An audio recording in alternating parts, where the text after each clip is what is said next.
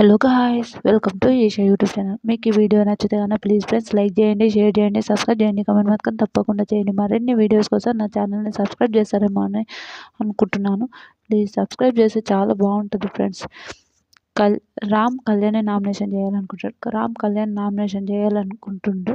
Okay, nomination చేయాలి. Ramu silly రీజన్స్తో nomination చేశాడు. లాస్ట్ వీక్ కూడా కళ్యాణ్ని సారీ గౌరవ్ని అలానే నామినేషన్ చేశాడు. ఏం నామినేషన్ చేశాడు?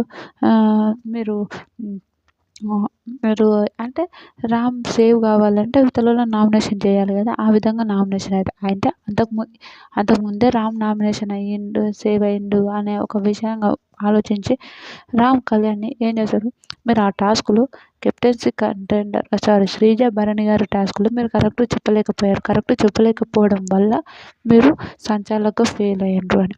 ఆడ కళ్యాణ్ చెప్తాడు, అరే రామ్ నీకు అర్థమవుతుందా అంటాడు. నాకైతే అది హైలైట్ అనిపించింది. నీకు అర్థమవుతుందా, ఏం నామినేషన్ ఇస్తున్నావు, నీకు అర్థమైందా అని అంటాడు. ఎందుకు ఆ మాట మాట్లాడతాడంటే రామ్ నిజంగా ఏం నామినేషన్ ఇస్తారా బాబోయ్, ఈ నామినేషన్ విచిత్రమైన నామినేషన్ ఇస్తున్నాడేమో అని అనిపించింది. ఎందుకు ఆ మాట మాట్లాడుతున్నంటే రామ్ గురించి, రామ్ ఇంకా నువ్వు ఫెయిల్ అయినావు అది ఇది అన్నప్పుడు నాకైతే కరెక్ట్ అనిపించలేదు. నిజంగా కోపం వచ్చింది. కానీ ఇంకా తప్పదు కదా, సరేరా నాయన నీకు ఎంత చెప్పినా వేస్టే, ధరా నాయన వేసేయి అని అంటాడు.